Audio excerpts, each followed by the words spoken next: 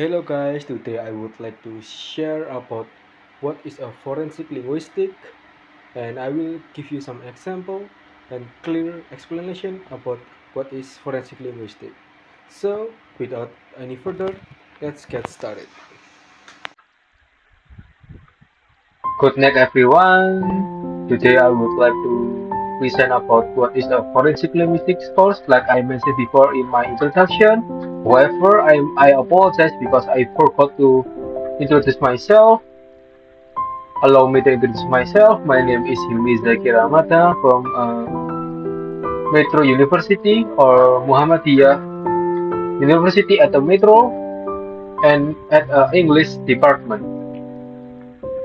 So today, let's start our let's start this explanation about forensic linguistics course in legal context. So let's get started.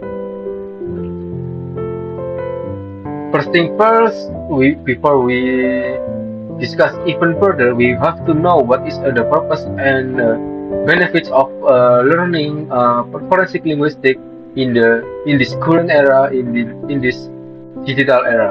First thing, the purpose of forensic linguistics is for understanding the role of language in legal context and analyzing how language applied as evidence in legal context are the main purpose of this course. Because when we learning forensic linguistics, we will know how language is used in a courtroom, maybe when is use it to prove something like as a evidence like document or something like their statement and many others. And for the benefits that we will get after learning this course of forensic, as you can see, by learning forensic linguistics, we can improve our critical thinking towards legal discourse and developing our awareness that language is not neutral. However, language have a social power which can reveal the truth. So, after we learn about what is forensic linguistics, we can analyze what is the meaning behind the statement of the adjudicator maybe or the suspect to enhance our argument that can can arise this criminal, like we get more evidence and more concrete evidence that can help us through this courtroom or legal context scene. So after we discuss about the purpose and the benefits, we will discuss about the definition of forensic linguistics. So what is forensic linguistics actually? Because in the first slide I did not mention about the definition.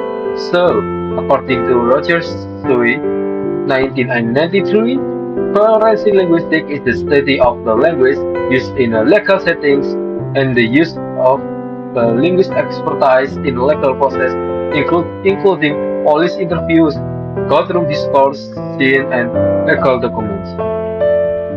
So, forensic linguistics is used in a legal context when the formality is necessary and used to analyze the patterns of the utterance, like seeking the evidence that can enhance their argument or seeking the weakness in their arguments.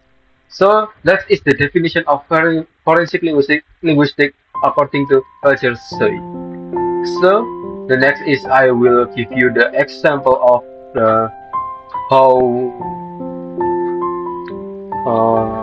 forensic linguistic applied in a legal context in a speech act perspective. However, before we start this explanation, I will show you the example of the film that I use as the main source of the example. So let's get started to watch the film.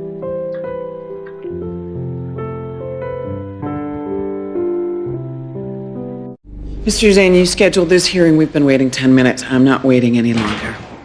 Well, you don't have to, Your Honor. My motion is here. You better get up here fast. What the hell were you? I'm standing up here with my dick in my hand and you're out having a soda. I had something to do. Yeah, well, whatever it was, I hope it's worth almost losing this case over. Motion to expedite trial. I thought this was a hearing on their motion to dismiss. Well, if you expedite our trial, that takes care of their motion to dismiss. Your Honor, they just got this case 2 days ago.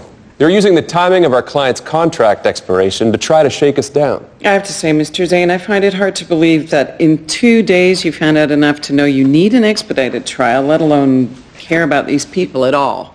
Your Honor, 4 years ago, a mail carrier named Stanley Powell felt tightness in his chest. He thought it was nothing, but his wife insisted he go to the hospital.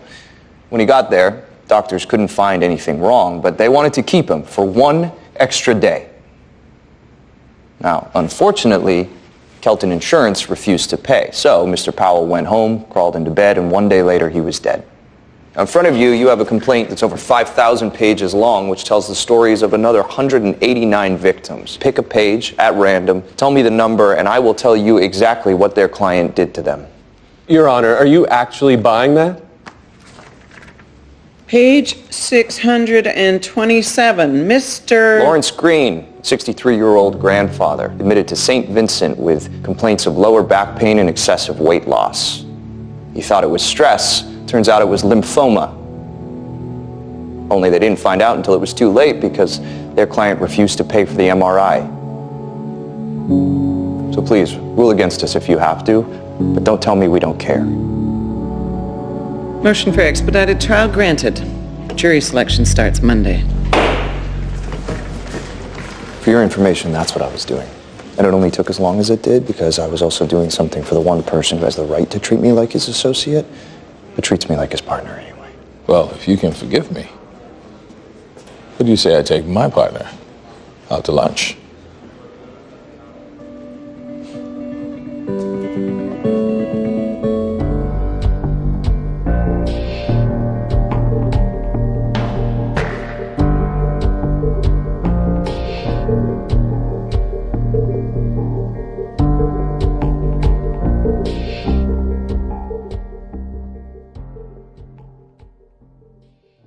After we watch the film, we watch the film, I give some example that might give you a clear comprehension about what is a forensic and what is pickaxe that will be explained here. So before we move into the example, let me give the definition about what is a pickaxe so you can understand well. First thing, pickaxe, according to John Searle, is the basic unit of linguistic communication is not merely the act of uttering the words, but however is the act that performing an action through those words. For example, when you say something and you want to give some instruction into your friend or maybe your students, however you give it implicitly without stated directly. That's called speak act. That causes someone to act or to do something. Alright.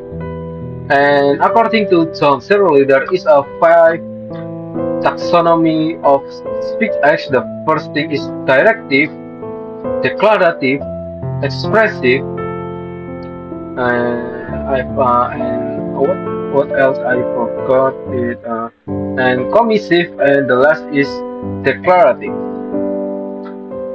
And I'm sorry, and last is assertive. And from the forensic scopes, there is 3 scopes that can be identified. The first is echo language. Echo language. Example in Sweet's movie that we watched previously. First utterance is I decline to answer a pursuant to my 5th Amendment rights. This is one of types of the speech X typologies and is part of declarative types. This part is this part of legal language because use a formal language and referring to rules. Therefore, this is a part of legal language for an example only. And then the next is language in a legal process. Here I will give you some the example from Switch movie. Uterance is objection, Your Honor. This is the part of the type of declarative also because that this part of language in the legal process since have a function as procedural action to stop and evaluate opponent arguments. And then the last is language as evidence. Example in Switch movie that I will give you, utterance is I'm guilty of being fraud. This can be defined as a declarative or expressive because it can be declarative or expressive to express their emotion during the courtroom. This part of language as evidence because of acknowledgement from the defendant that can enhance the opponent argumentation. As you can see, most of the example that I provide you is a declarative because in the courtroom scene, most of the speakers or the participants often tend to declare what their stance. So they often appear in this scene. Alright, I think that's all about the example of the language in legal process and language as evidence. Next is this is the movie that I use as a source. The movie name is a Switch. As if you are interested to watch this film, I suggest you to watch it because it's really excited and worth to watch because it's contain like justice film that might enforce your justice in your inner peace. Alright. Let's move on into the last part is the conclusion that we can take after learning forensic linguistics. So, in conclusion, learning forensic linguistics is a pivotal because can improve our knowledge toward the use of language in legal context, which relate to real-world situation, especially in our beloved country Indonesia, when the rules need to be enforced due to the malpractice. Therefore, Therefore, we as a young generation must solve this issue. By learning this forensic linguistics, we can investigate the wrong issue or whatever the malpractice that happened in the courtroom. So, learning forensic linguistics is useful for me, I think. So, I recommend you to learn this course. And then I think that's all from me. I thank you for watching my explanation, and if you are interested, you might continue to watch my video. I think that's all from me. Wassalamualaikum warahmatullahi wabarakatuh. Thank you guys.